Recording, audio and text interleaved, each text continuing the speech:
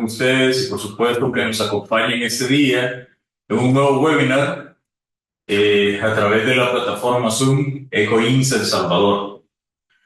Sean todos bienvenidos. Un saludo en nombre de nuestra directora, doctora Xochitl Sandoval, quien no ha podido acompañarnos este día por una misión oficial. Este día presentamos la 8ª conferencia de módulo de webinario sobre avances en la prevención, diagnóstico y tratamiento de las enfermedades cardiometabólicas. Hoy tengo el agrado de presentar a nuestra invitada, la doctora Antonieta Sandoval, quien nos hablará de salud mental y su influencia en el riesgo de enfermedades cardiometabólicas. La doctora Sandoval es doctora en medicina en la Universidad Evangélica de El Salvador, con especialización en psiquiatría y especialista en investigación en salud mental por el Centro de Investigación para la Salud de Colombia. También posee una maestría en docencia en educación superior, diplomados y capacitadora en género, con múltiples cursos de neuropsiquiatría, acompañamiento psicológico, trastornos bipolares, entre otros. Es psiquiatra de interconsulta del Hospital General del Instituto Salvadoreño del Seguro Social. La doctora Sandoval tiene 20 años en práctica privada. Docente de la Cátedra de Psiquiatría del Programa de Formación de Médicos Residentes de Psiquiatría del Instituto Salvadoreño del Seguro Social y de la Universidad de El Salvador. Miembro de la Asociación Salvadoreña de Psiquiatría, ACAP y APAL. Ponente nacional e internacional. La doctora también es nuestra referente del programa de salud mental, el proyecto Teleeco. La doctora Sandoval, por supuesto, este día nos acompaña. Gracias por su disponibilidad. La dejo en este momento para que pueda desarrollar el tema y les exhorto a todos los participantes a que al final de la ponencia puedan expresar sus dudas y comentarios a través del chat. Adelante, doctora. Muy buenas tardes. Es un gusto, pues, participar en este webinario. Creo que el tema que me ha tocado compartir esta tarde es un tema sumamente importante y apasionante para los que trabajamos en el área de psiquiatría de enlace y creo que todos los que trabajamos en el área médica. Sabemos que hay una pandemia tremenda en cuanto a los pacientes con depresión y ya no se diga del riesgo cardiometabólico. Fíjense que para hablar de salud mental y precisamente este riesgo, es precisamente importante comenzar a preguntarnos ¿y cómo está la salud mental? Nosotros tenemos que entender que la salud mental es un estado de bienestar en el que una persona puede manejar el estrés de la vida, trabajar de manera productiva, contribuir a su comunidad. Y vean que esto no solamente es la ausencia de trastornos mentales, como dice OMS, es el bienestar integral precisamente que permite a las personas desarrollar su potencial y enfrentar desafíos de la vida y mantener relaciones satisfactorias, como estamos nosotros. Vean que para mantener esto, al final de la conferencia, vamos a hablar de ciertos tips para poderlo mantener. Pero si la salud mental está afectada, hay una relación bidireccional con los trastornos como la depresión, la ansiedad, el estrés crónico, que pueden aumentar la probabilidad de desarrollar hipertensión arterial, diabetes tipo 2 y enfermedad cardiovascular. Para esta tarde, cuando hablamos de la parte del síndrome cardiometabólico, para nosotros es importante tocar esta situación de la depresión, que es una enfermedad proinflamatoria, sistémica. No podemos verlo tan como antes se decía, que solo era la alteración de las catecolaminas y ahí estaba todo. Por eso les ponía esta lámina, que no es nueva, desde allá por el 2003, donde ustedes pueden ver los padecimientos médicos y la depresión. Pero esa parte de en medio conlleva una cantidad de comorbilidades en donde a la cabeza va la parte cardiometabólica y también inmunológica. Y ya no se diga pues todas las demás comorbilidades que tienen que ver con la área de medicina interna. Importante que si hablamos de depresión y esto, sabemos que la OMS nos dice que tenemos que tener ciertos criterios y también nosotros en psiquiatría manejamos todo con criterios del DSM o del CIE-10 y hablamos para una depresión mayor que hay una tristeza persistente y la pérdida de interés en las actividades, por lo menos con las que normalmente la persona disfruta. Eso es clave, así como por la incapacidad para llevar a cabo las actividades cotidianas durante al menos 2 semanas. Vean, la depresión es la principal causa mundial de discapacidad y contribuye de forma muy importante a la carga mundial de morbilidad general. 350 millones de personas padecen depresión en este momento en el mundo, que es lo calculado, posterior a la pandemia. Y es un problema común en pacientes que vamos a ver en el área cardiovascular y se asocia con aumento de la mortalidad, discapacidad, gastos sanitarios y pues reducción de la calidad de vida. También es importante que veamos epidemiológicamente la prevalencia de depresión. Es importante que lo hable con relación a la parte cardiometabólica porque en mujeres su prevalencia es del 5 al 7% y en hombres es del 2 al 4%. Sabemos que en las mujeres está por relación neuroendocrina que también está más manifestada y porque las mujeres también buscamos consulta más fácilmente.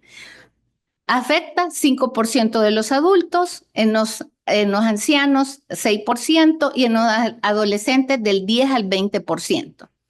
Si sabemos que es una de las mayores causas de morbilidad y mala calidad de vida, sabemos que aumenta el riesgo independiente, es un factor de riesgo independiente para los principales eventos cardiovasculares adversos.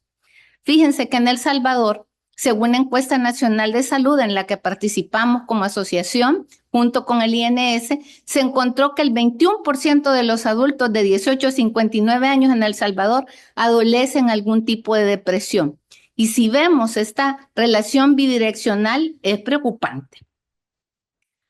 Estos son datos generales, precisamente, donde vemos que la población mayor de 65 años puede presentar un 7%, pero esta lámina la traigo por algo que nos llama la atención mucho. En atención primaria, del 30 al 40% de los pacientes adolecen algún tipo de ansiedad y depresión.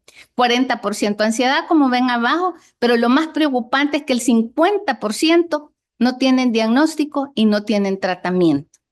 Y esos pacientes van a llegar a la consulta y van a llegar a consultarnos por alguna dolencia, porque no duermo, porque me siento mareado, por alguna situación.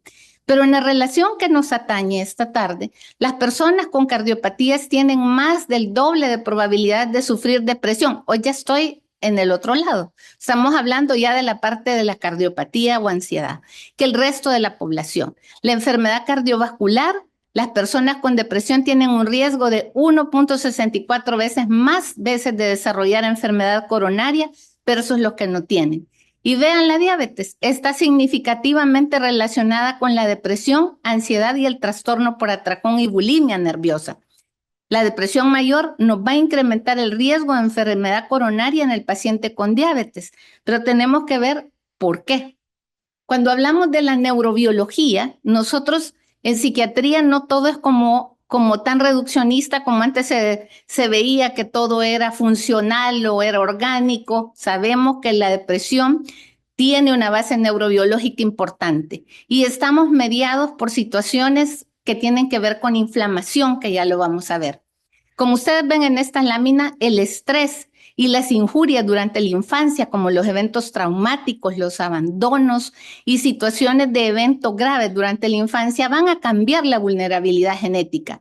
Pero el estrés nos cambia el nivel de la red de regulación de los circuitos neuronales, que ya voy a poner algo que lo vemos mejor, donde hay cambios funcionales y cambios estructurales. Hay una desregulación neuroendocrina e inmune y autonómica, que da también un impacto a nivel celular y subcelular, generando síntomas neuropsiquiátricos, que dan manifestaciones sistémicas y que a veces los vemos solo con el síntoma emocional, cognitivo o conductual o un cambio fisiológico. Es tan importante que esto, tanto las enfermedades cardiometabólicas como la depresión, tienen una base con relación a la inflamación.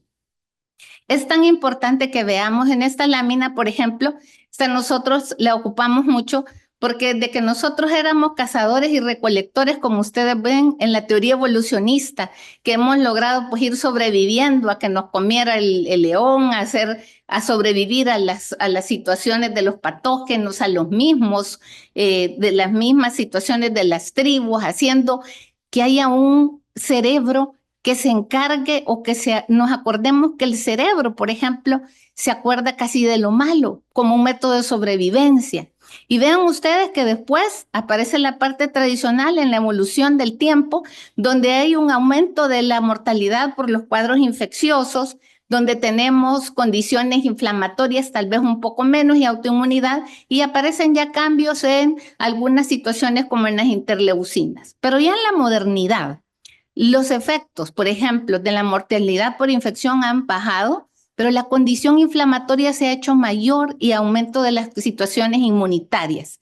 Y por supuesto, la parte del comportamental de las enfermedades que tienen que ver con lo salud mental, con lo psicológico, con el estrés crónico, llevándonos a terminar con efectos de depresión. Fíjense que en esto es bien importante en esta lámina notar algo que quisiera dejar claro. Yo sé que han recibido webinarios y los he visto de los anteriores colegas, donde se ha hablado extensamente sobre el tema de la inflamación, sobre el ejercicio, sobre el tema de la dieta, pero en este yo quiero tocar un poquito lo del estrés, porque el estrés a temprana edad, por ejemplo, o el estrés crónico, va a generar cambios. Ustedes se recuerdan de este eje hipotálamo hipoficiario, como ven ahí, con la ACTH, que va a cambiar a nivel de las suprarrenales, aumenta el cortisol, esto me va a cambiar la situación de la glucosa y vamos a terminar con respuesta inflamatoria, aumento de las citoquinas, la adhesión de moléculas y estamos hablando del todo el efecto proinflamatorio. Igual de los cambios a nivel del sistema simpático y del sistema inmunológico. ¿Por qué ahora nosotros los psiquiatras tenemos una relación con la neuroinmunoendocrino-psiquiatría? Porque hay una relación tremenda entre efectos adversos durante la infancia y su impacto a nivel de nuestro sistema. Vean, en este cuadrito les ponía que el sistema inmune, con la disminución de los linfocitos T, que impactan la parte emocional y cognitiva en una situación bidireccional. Importante, para resumirlo, la inflamación que tiene que ver con todas estas enfermedades que son crónicas y que son, por ejemplo, cardiometabólicas, están relacionadas perfectamente con este tema de la depresión y lo que estamos viendo. Vean que hay una alteración en los neurocircuitos, en la plasticidad neuronal, en este aumento de las citoquinas inflamatorias como la 1 y la 6 de las interleucinas, el TNF y el IDFN y el metabolismo del glutamato. Todo esto de la inflamación es tan importante para entender y por qué este paciente con depresión tiene y termina con un cuadro de diabetes tipo 2 o, por ejemplo, tiene un paciente con obesidad o al revés, este paciente con obesidad, con diabetes o con problemas cardiovasculares. Entonces, ¿por qué? Porque hay mecanismos fisiopatológicos que estamos viendo. Todo lo que vimos en las láminas se resume en que la inflamación en ambas entidades, en estas que estamos hablando, tiene un estado de inflamación crónica de forma bidireccional. Y esta inflamación contribuye independientemente a la disfunción endotelial y a la aparición de obesidad, aumento de colesterol, tensión arterial y sensibilidad a la insulina. En un estado inflamatorio crónico, que hay un aumento de la vasoconstricción y reducción en los vasodilatadores y en las interleucinas que he mencionado, donde decía también que la proteína C reactiva, el TNF, también están tocados. No solo ese es el mecanismo, hay una disfunción del sistema nervioso autónomo y esto es importante en la parte cardiovascular, porque regula la homeostasis cardiovascular, el sistema nervioso, puede cambiar la frecuencia cardíaca, la contractibilidad del tono vascular y la conducción electroquímica. Pero también está el estrés oxidativo, que está relacionado con el síndrome metabólico. El estrés aumenta la inflamación y viceversa. Y lo que es el hipofisiario adrenal, que es el famoso cortisol. Y aquí me detengo un poquito para que recordemos, en algunas de las conferencias que hacemos en salud mental hablamos de este diálogo interior que desde que usted se levanta pasa pensando y tiene que ver hasta con la personalidad, que yo todo lo pienso y tengo este flujo intenso de esta red neuronal por defecto que hace que yo tenga un pensamiento negativo. El cortisol se eleva en estos pacientes. ¿Y qué provoca? Una respuesta de estrés que implica liberación del factor liberador de corticotropina y hace que se aumente la noradrenalina, que aumenta la frecuencia cardíaca, la presión arterial y, por supuesto, la liberación de glucosa. En resumen, miren ustedes la hipertensión con aumento en el sistema simpático y miren la enfermedad depresiva también con aumento en el sistema simpático. Monoaminas cerebrales en depresión, estamos hablando de noradrenalina, dopamina y serotonina, y en hipertensión, noradrenalina. Y vean, la adrenalina aumentada en la enfermedad depresiva. Y no puedo dejar atrás el trastorno de pánico, donde tenemos a las monoaminas cerebrales aumentadas y a la adrenalina. O sea que tenemos una relación neurobiológica. ¿Por qué es importante todo esto? Porque aquí estamos tratando de explicar por qué me impacta y necesito que las personas que trabajan no en el área de salud mental también tomen en cuenta la parte de salud mental y hagamos ciertas preguntitas en nuestros pacientes. La depresión, por ejemplo, también se explica toda esta alteración a nivel inflamatorio, a nivel cardiovascular, tiene mucho que ver con este estudio, que es la depresión y enfermedad cardiovascular desde el punto de vista de las plaquetas. Nosotros en psiquiatría manejamos mucho que el factor plaquetario 4 lo modificamos con los antidepresivos y ayudamos a que el paciente tenga, dijéramos, menos complicaciones en el aspecto cardiovascular. Pero vean ustedes, también es controvertido el papel del BDNF en la plaqueta y aquí tenemos otra, donde puede ver que hay un aumento de la coagulabilidad, el fibrinógeno, y en los adultos deprimidos hay una sobreactivación plaquetaria, lo que aumenta la prevalencia y el riesgo de aterosclerosis en comparación con adultos no deprimidos. Hemos visto, si ustedes ven, desde la inflamación, los diferentes aspectos y hasta cómo tiene que ver con el sistema plaquetario. Pero como soy psiquiatra, también aquí tenemos que ver el punto esencial. Esto no es nuevo. Estamos hablando del corazón roto. ¿Se acuerdan ustedes del síndrome del corazón roto? Este artículo aparece en el New York Times y esto allá por los 80, donde se habla de las personalidades. Y la personalidad más implicada en ese momento era la personalidad tipo A. Ese compañero que nos acordamos, que gordito, que no para, que solo pasa activo, que fuma, que no para de fumar, que le gusta tomar, que siempre está activo, que anda para arriba y para abajo, que le pegó una enfermedad y está en la cama, pero está con la computadora, con el teléfono, a esa personalidad tipo A. Pero posteriormente aparecen estudios donde aparece una personalidad tipo D. ¿Y quién es esa personalidad tipo D? Es esa paciente con este diálogo interior negativo, con angustia permanente, que se aísla un poco. Y vean qué interesante, que precisamente aparece allí por el 2018 este estudio que es del Current de Cardiología, donde aparece la personalidad tipo D como un factor de riesgo en la enfermedad coronaria, donde se ve que sí hay una relación bidireccional en todos los que evalúan, pero también tenemos que ver que son este mismo tipo de gente que maneja este nivel de estrés interno y que es como muy aislado. Este estudio que les presento aquí es un estudio del doctor Hidaka, de este grupo, donde habla, por ejemplo, de la depresión en los tiempos modernos y tiene que ver con qué encontraron en esta evaluación tan grande de gente, qué era lo que nos está pasando, por qué hay tanta depresión, por qué va surgiendo más depresión.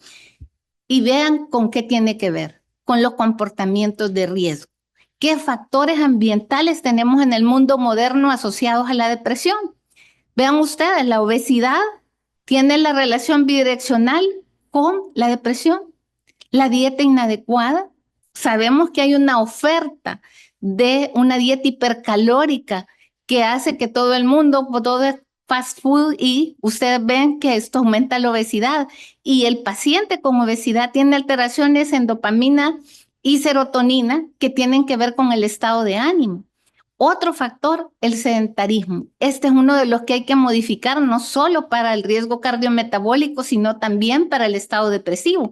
Es un factor que si yo lo logro modificar, mejora muchísimo el estado del ánimo y depresión. Y este que me parece muy importante, que es la disminución en la cantidad y calidad de sueño. En la actualidad dormimos menos.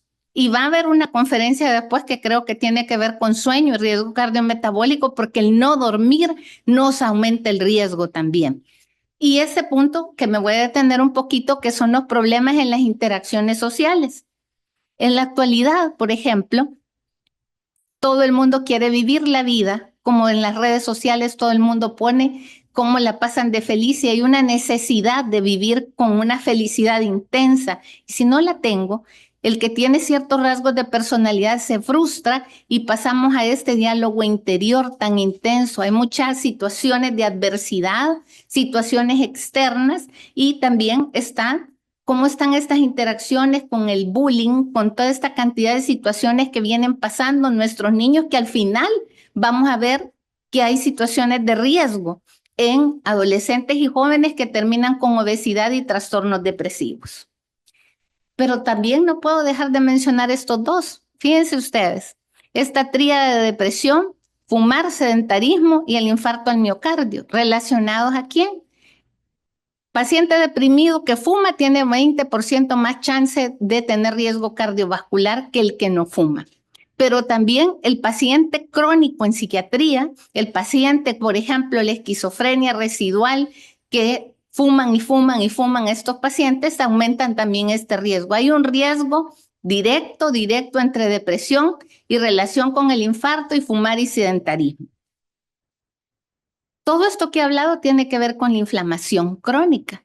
Y vean todas las que están relacionadas. La primera que nosotros ponemos como psiquiatras, pues obviamente es la depresión, la diabetes, el síndrome metabólico, la enfermedad cardiovascular.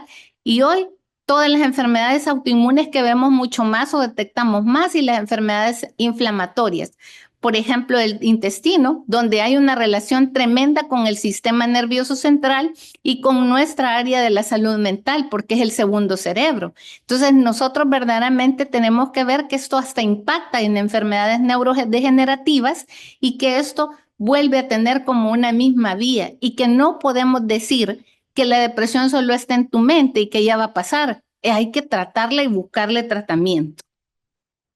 Con todo lo que hemos visto, vemos que hay un montón de estudios. Les puse uno de los que tiene más tiempo, que es el del Esperance del 93, donde uno de los primeros estudios donde hay una evolución en los pacientes sobrevivientes de infarto agudo al miocardio, donde aparece precisamente la mortalidad a los 6 meses era mayor en los que tenían depresión. La prevalencia en pacientes con enfermedad coronaria del 14 al 17%. Y tenemos, por ejemplo, donde Nichols, que tuvo y publicó un metaanálisis enorme, donde hubo 124.509 personas en relación a depresión y enfermedad cardiovascular, con un 81% de riesgo de sufrir infarto. En cierto tiempo yo trabajé en el área de cardiología y rehabilitación, donde nosotros evaluábamos cómo estaba la gente antes en la historia previa y si había tenido depresión, y teníamos un grupo importante de gente con signos de depresión, con factores que debieron haber sido tratados, pero por la falta tal vez hasta de educación en nuestro medio y el estigma, no buscaron ayuda. Posteriormente a un grupo se les da tratamiento y la gente tiene más sobrevida, pero estoy diciendo situaciones que nosotros hemos visto, estudios bien evidentes los tenemos, como el estudio Cardia, que también está, y tenemos otros como estos que son más recientes, donde precisamente habla de la relación entre depresión y enfermedad cardiovascular y la evidencia de la depresión y ansiedad como factores de riesgo en una cantidad de metaanálisis, donde la evidencia pues es totalmente clara. Pero no puedo dejar de mencionar este estudio que más adelantito lo vamos a ver, que es de pacientes con condiciones mentales psiquiátricas crónicas, donde el riesgo de diabetes tipo 2, de enfermedades a nivel cardiovascular aumentó, y estos, fíjense qué grave, que disminuye la vida de ellos de 15 a 20 años, precisamente años antes de la población general. Estoy hablando de pacientes con trastorno bipolar y esquizofrenia, que nosotros vemos en nuestra consulta y tenemos que cuidar esa área y tenemos que hacer que la familia también tenga que ver con esto. Después de todos estos datos vemos que la enfermedad coronaria, según todo lo que hemos visto, anda por ahí por el 20 al 40% en pacientes con depresión, insuficiencia cardíaca 15 a 30% y el accidente cerebrovascular del 25 al 45%. Pero la relación entre diabetes y depresión es de uno de 4 pacientes con diabetes tipo 2 tiene algún tipo de depresión. Y en ansiedad y diabetes es 1 de cada 3, o sea, la ansiedad anda por un 15%. Y los trastornos psiquiátricos graves son proclives a desarrollar diabetes tipo 2 en un 10%. Vean, otro factor esencial que hay que tomarlo y dejar como claro en esta plática es la psicoinmunoendocrinología, que nos proporciona el marco conceptual para explicar la relación entre depresión y eventos coronarios agudos. Estos procesos en pacientes portadores de lesiones de aterosclerosis y disfunción endotelial favorecidos en pacientes con depresión. 3 eventos involucrados son los que tienen que ver en esto y vamos a ver los que son que la depresión se asocia con niveles elevados de citoquinas proinflamatorias, leucocitos, reclutamiento de macrófagos y la respuesta exagerada en pacientes deprimidos ante situaciones que generan ira y estrés. La vasoconstricción, la elevación de la presión arterial a través de la liberación de catecolaminas y finalmente la agregación plaquetaria por lo que vimos al inicio. En esto es importante recordar que los pacientes con enfermedad cardíaca, isquémica o la relación cardiometabólica, porque no solo tienen un problema cardíaco, sino que están deprimidos o están diabéticos, mostraron niveles elevados de tromboglobulina o niveles plasmáticos aumentados del factor plaquetario 4, como ya lo hemos dicho al inicio. Fíjense que les ponía este estudio, este es un estudio del 2022, donde es la prevalencia de factores de riesgo cardiometabólico entre pilotos de aerolíneas a nivel global. Y fíjense por qué importante, porque estos pilotos en estos estudios fueron 48 estudios de 20 países que fueron examinados tanto en factores fisiológicos como el índice de masa corporal y la presión arterial y conductuales y psicológicos. ¿Cuáles? Sueño, actividad física y fatiga.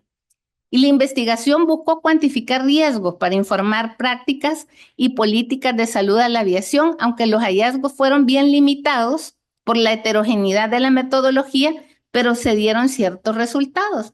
La investigación resultó una prevalencia sustancial mayor del 50% de sobrepeso y obesidad y actividad física insuficiente, con fatiga elevada y consumo regular de alcohol en estos pilotos. Y ojo, aquí no estamos tocando la parte nada más también de la depresión, porque también a nosotros nos ha tocado ver este grupo. En este estudio, pues hasta bien ahí la referencia de Próspero, que es esencial mejorar este seguimiento y trabajar sobre estos factores en este grupo tan esencial, porque todos en algún momento volamos, así que hay que tener cuidado y ayudarlos. Pero no puedo dejar de mencionar la depresión en la mujer. Ser mujer, tener depresión y estar en edad menopáusica aumenta notablemente el riesgo. ¿Por qué? Miren qué interesante. Esa relación bidireccional es tremenda porque se han hecho estudios, por ejemplo, el estudio White, que es uno de los primeros estudios, que estudió un estudio multiétnico en mujeres posmenopáusicas que habló que la presencia de depresión aún subclínica se asocia con muerte y enfermedad cardiovascular. Recordemos, el corazón de las mujeres pues como un poco más pequeño, las arterias como un poco más delgaditas y la hiperactividad y la ansiedad en estas mujeres también aumenta. Hay una cosa importante, una mujer puede tener dolor en el pecho, va a la emergencia y lo primero que todo el mundo piensa es que está ansiosa. Y hay que recordar que puede, si está en esta etapa, hay que descartar ciertas situaciones. Su relevancia como predictor, la depresión, en estos casos es mayor que el índice de masa corporal y vean, menor que la diabetes y la hipertensión. Con todo lo que hemos hablado ahorita, sabemos que todo esto de la depresión es el factor predictor independiente en la evolución de pacientes con un infarto, pero tenemos un gran problema: el subdiagnóstico de la depresión. ¿Cuántos cardiólogos a veces me hablan y me dicen, mire, le voy a mandar a una paciente y el paciente no llegó? Porque el paciente se ofende, porque el paciente siente que quizás por ahí le están diciendo que no está muy bien de la cabeza, o porque no lo detectamos a veces. La baja detección, tanto en la enfermedad con los diabéticos, con el paciente cardiópata, sigue siendo subdiagnosticado. Los síntomas atípicos que tiene la depresión, que pueden ser apatía, la hostilidad a veces, pues son pacientes que los vemos por momentos cortos y no podemos ver directamente cómo evolucionan, pero si pensamos pasar, por ejemplo, una escala para evaluar cómo está la depresión, hagámoslo, porque si no lo tratamos aumenta la mortalidad y tenemos que evaluar bien y tratar al paciente hasta que se infartó. Este es el estudio que les mencionaba, precisamente del paciente con enfermedad mental crónica, y de las muertes que teníamos del estudio las personas que se evaluaron con esquizofrenia y trastorno bipolar murieron entre 15 y 20 años antes de la población general. De estas muertes, el 70% son consecuencia de enfermedades cardiovasculares, respiratorias o cardiometabólicas. Y este artículo, fíjense que aborda estas condiciones, pero precisamente hace énfasis en estos dos, y el más grave de estos salió que era el trastorno bipolar, que es algo que todo el mundo ahora habla de bipolaridad, pero cuando hablamos y damos el diagnóstico, que no, bipolaridad hay que tener el diagnóstico de un especialista. Verdaderamente es una condición que se puede tratar y puede hacer una vida estable. Recuerden que hay varios tipos de bipolaridad y tenemos que decir que estas condiciones ahora pues se les da un tratamiento para tener calidad de vida. También está este estudio que creo que es sumamente importante verlo, que es un análisis de la revisión sistemática de un metaanálisis que investigó los factores de riesgo metabólicos, cardiometabólicos clínicos en jóvenes menores de 25 años admitidos en unidades de salud mental. La revisión sistematizó precisamente todo lo que tiene que ver con riesgos en esta población. De estos, se examinaron los riesgos cardiometabólicos clínicos conductuales en niños y jóvenes ingresados en unidades de salud mental. Y este estudio vio y le dio alta relevancia a la prevalencia del sobrepeso, obesidad y tabaquismo como signos tempranos de riesgo metabólico y comportamientos poco saludables. Esta investigación subrayó la necesidad de monitorear e intervenir tempranamente para mejorar la salud física y mental de estos jóvenes. Este estudio es bien importante porque es una revisión bien elaborada. Ahí les puse el dato de cuál es, para que lo vean, que los hallazgos clave, imagínense, dieron alta prevalencia: sobrepeso, obesidad y tabaquismo, significativamente elevados en comparación con la población general. Se observaron signos tempranos de riesgo metabólico porque tuvieron niveles elevados de colesterol, presencia de condiciones de salud física y factores de riesgo conductuales como la inactividad física. Y con la conclusión principal fue la vulnerabilidad física de los jóvenes en una internación psiquiátrica, y enfatiza lo importante que es la oportunidad para completar estrategias eficientes de un monitoreo y tratamiento de intervención que aborden la salud mental como algo global, no solo como tratemos nada más y démosle una pastillita. Aquí les ponía las imágenes, la gráfica de la prevalencia con el sobrepeso. Si ustedes ven en la línea media, nosotros vemos aquí el porcentaje de prevalencia, pero tirado a la izquierda es sumamente más importante y sí es significativo. Igual vemos, ustedes ven aquí la obesidad, también hacia el lado izquierdo, el porcentaje de prevalencia, y tenemos acá lo que es lo del tabaquismo, donde prácticamente la prevalencia, vean ustedes, también tiende a irse un poco más también al lado izquierdo. Tomando en cuenta todo esto, vemos otros estudios que tienen que ver con la diabetes tipo 2, de aparición temprana en los trastornos relacionados al ánimo, ansiedad y estrés, siempre tratando de que evaluemos todo este factor que tiene que ver con la inflamación y por supuesto con factores que tienen que ver con la genética. Quiero decirles, recuerden, el trastorno depresivo mayor no necesariamente el paciente va a llegar diciendo, miren, estoy que me quiero morir, que si quieren matarse tengo que decirles que 2 semanas antes anda viendo y dice en algún lugar de atención primaria se lo dice a alguien. Recordemos esto, tristeza o irritabilidad, anedonia y disminución en la capacidad de sentir el placer por 2 semanas. Con estas alteraciones, por favor, búsquenlo ayuda o lo refieren o le inician tratamiento. Les traía este pequeño mnemotécnica para preguntarles fácilmente al paciente que ustedes tienen. Psicomotricidad es el SICASES. Psicomotricidad, la P, sueño alterado, la S, interés reducido, concentración disminuida. La A del apetito y peso, la C de culpa y autorreproche, la E de energía disminuida y fatiga y la S de suicidio. Si ustedes bien, preguntemos esta mnemotécnica y si es necesario y ese paciente es un cardiópata o un diabético descompensado, tenemos que mandarlo o iniciar algo. O pasar una pregunta que son 4 preguntitas del PHQ-4 que tienen que ver con depresión o con ansiedad. Sentirse nervioso, ansioso al borde, de ningún modo, varios días, más de la mitad de los días, no poder detener o controlar la preocupación, y las últimas que son poco interés o placer en hacer las cosas y el sentirse deprimido, que es del PHQ-9 de depresión, que es fácilmente accesible y está pues gratuito en todo. ¿Qué vamos a hacer con estos pacientes? ¿Qué sabemos o qué podemos hacer? Lo que en la actualidad se usa, pues son los tratamientos con los inhibidores selectivos de la recaptura de serotonina. Si yo me detengo a hablar de ellos, precisamente la fluoxetina y sertralina y escitalopram son prácticamente lo que más se usa. Precisamente de ellos, la sertralina es la que tiene más estudios. Aquí vamos a ver, en psiquiatría nosotros siempre hablamos del estudio del Sahar Study, del CREATE, y del estudio de Cipriani, donde hay una comparación enorme entre todos los antidepresivos a ver cuál es la mejor intervención.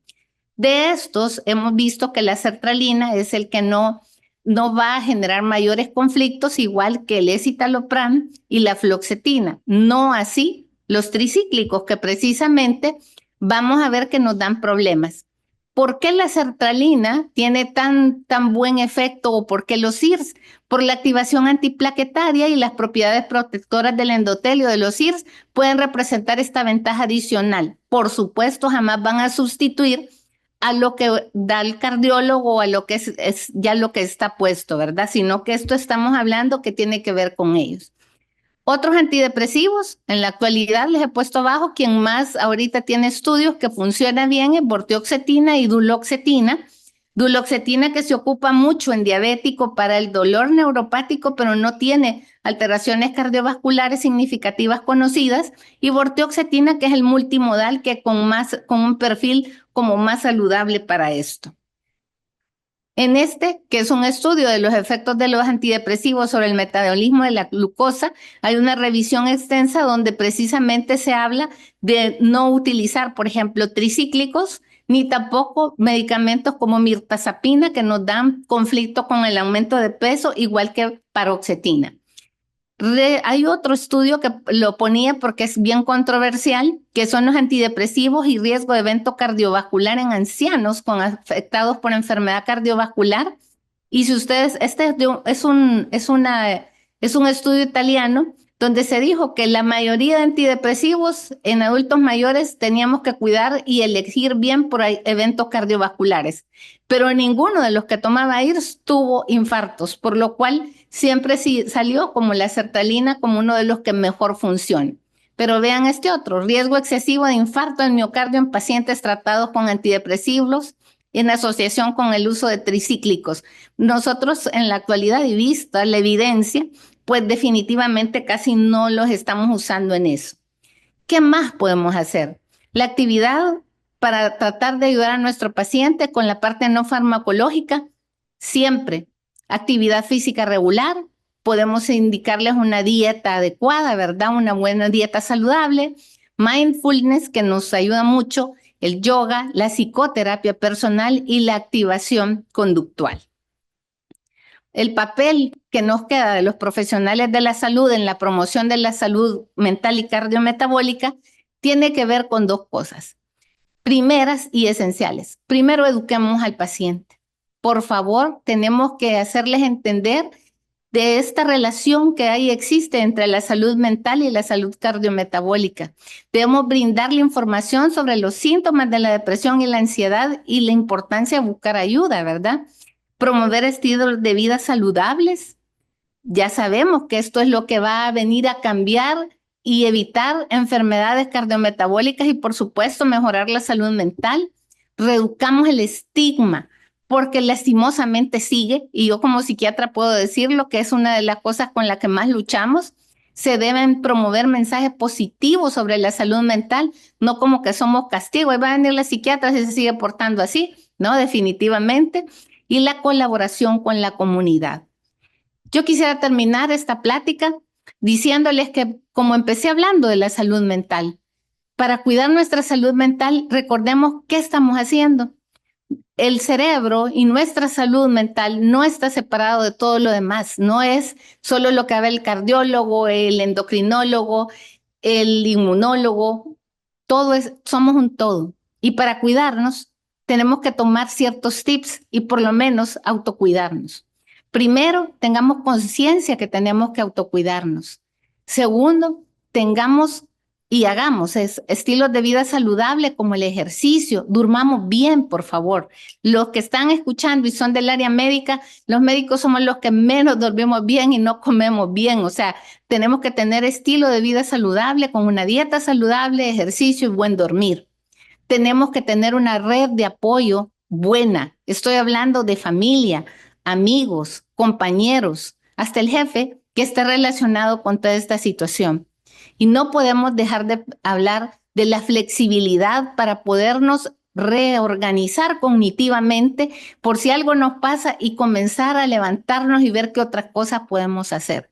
Y por último, y no menos importante, creo que muy importante, la parte espiritual, porque tenemos que tener una conexión o por lo menos encontrarle un sentido a nuestra vida. Así que este es mi mensaje. Muchas gracias y quedo atenta a las preguntas. Gracias, doctora. Una excelente exposición, una información sumamente valiosa para los profesionales de salud que tenemos a cargo, por supuesto, a la población en todas las instituciones de atención directa. Tenemos algunas preguntas, doctora. La primera es de la doctora Xochitl Sandoval, que dice, ¿cómo influyen los trastornos de la salud mental, como la depresión, de forma específica, con la enfermedad cardiovascular y el cáncer en general? Como lo expliqué, la relación que tenemos con la inflamación, como vieron ustedes en las láminas que les puse, tiene mucho que ver y es una relación bidireccional. La depresión es una enfermedad proinflamatoria y está mediada por interleucinas, está alterando todo el eje hipotálamo hipoficiario y vean el cortisol que tiene mucho que ver y impacta con la glucosa, tiene que ver mucho con la formación de la placa y las alteraciones. Fíjense que la depresión, como toca la captación de serotonina y dopamina, toca lo del factor plaquetario 4, que aumenta como esa hipercoagulabilidad. Por eso es tan importante que en las unidades donde está la parte de cardiología debe haber un psicólogo, porque tenemos a la psicocardiología y hay psiquiatras en el área de cardiología. Sí hay una relación, y contestando en la pregunta de la doctora, precisamente por eso es que empecé hablando de ese factor tan importante que es esa inflamación y todo lo que vimos con respecto a la placa, ¿verdad? Gracias, doctora. Significa que ese mito que se maneja desde hace algún tiempo de que situaciones emocionales en pacientes pueden desencadenar diabetes y problemas cardiometabólicos es cierto. Fíjese que no es extraño que alguien diga, bueno, es que se murió la esposa de un evento impactante y tuvimos todas estas situaciones de vida que causaron un impacto emocional. Sí, y nunca se trató la depresión. Y si ya sabemos que está determinada que esa depresión es un evento proinflamatorio, obviamente puede terminar. Más, por supuesto, que tengo factores genéticos, familiares que predisponen, pues obviamente sabemos que se une los factores psicológicos, biológicos y sociales para el impacto que generen esta situación. Muy bien, gracias, doctora. Tenemos además comentarios y preguntas de parte de Dorothy Macy, que es alguien que nos ve desde Inglaterra. Dice Descartes, el filósofo separó el cuerpo del alma para complacer al papa de la época. Así se ha visto que el hombre que muere de corazón roto al poco tiempo después de morir, la pareja. En un estudio en Australia, se encontró que 6 meses de morir el esposo a la mujer se le diagnosticaba cáncer de mama. El resentimiento, la cólera, la tristeza, el estrés crónico, el miedo se ha observado previamente el aparecimiento de cáncer.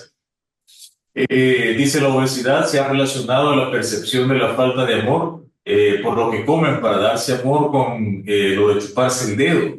¿Qué me puede comentar de eso?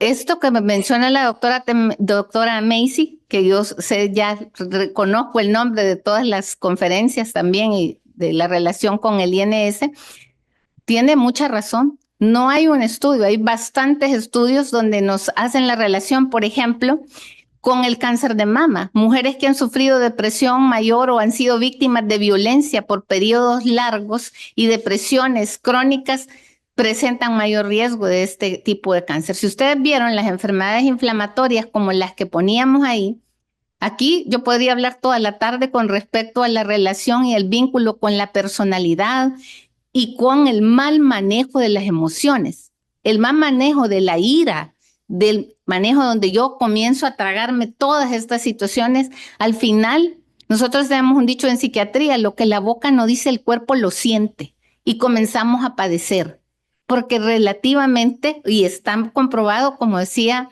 la relación con lo que menciona la doctora, nosotros sí somos un todo. El cerebro no está separado ni nuestras emociones están separadas de nuestro cuerpo. ¿Por qué de repente tenemos más impactos o la primera causa de consulta en nuestro sistema es la colitis nerviosa? Llama la atención, ¿por qué la colitis nerviosa? Que es el segundo cerebro.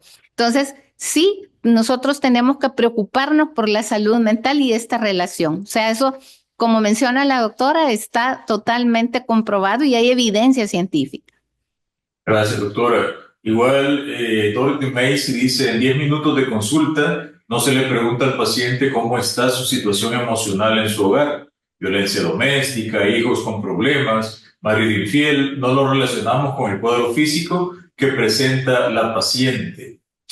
Dice, sin experiencia me llegó una paciente con hipertensión maligna y me dijo que su marido la había dejado por una mujer más joven. Le di antihipertensivos, pero no le resolvió el problema. Se necesita un grupo de especialistas para ayudar a apoyar a la paciente de una manera efectiva en cada consultorio en la comunidad.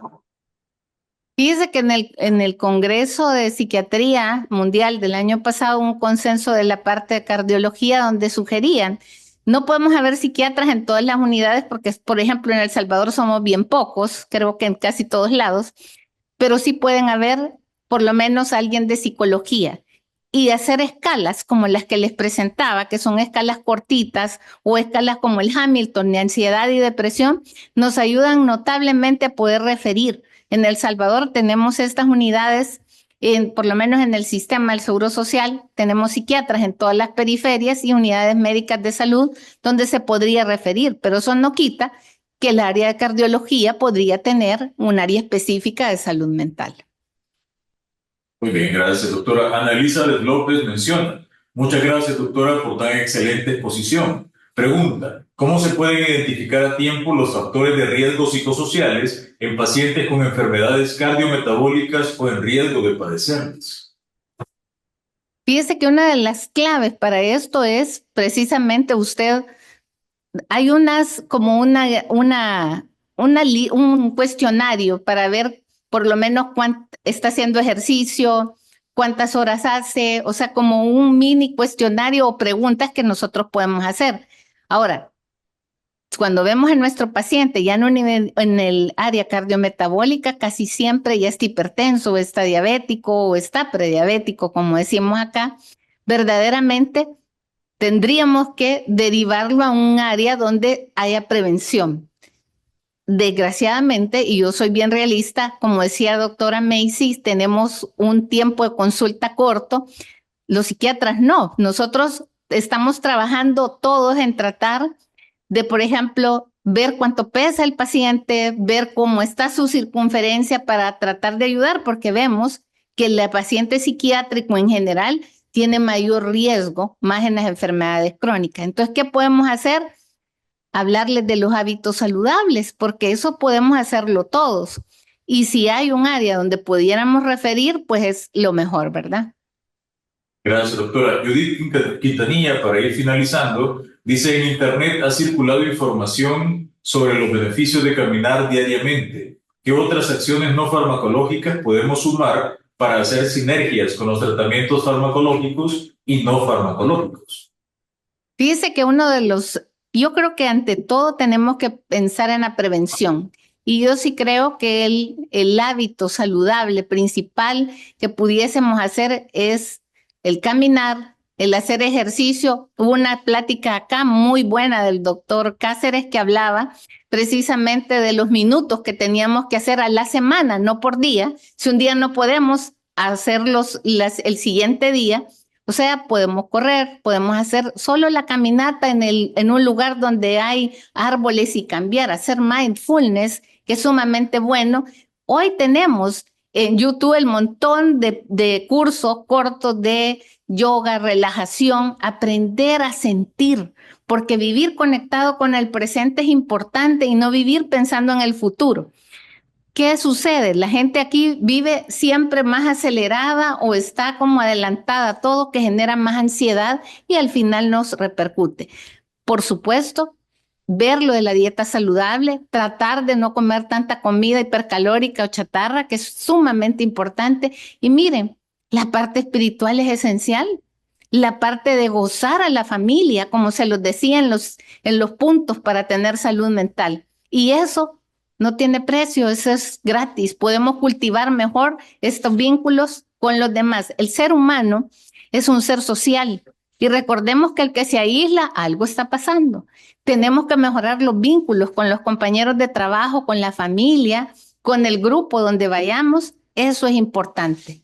Este tema da para hablar mucho, pero verdaderamente tenemos diferentes tópicos y bueno, será en otras conferencias que podemos colaborar más.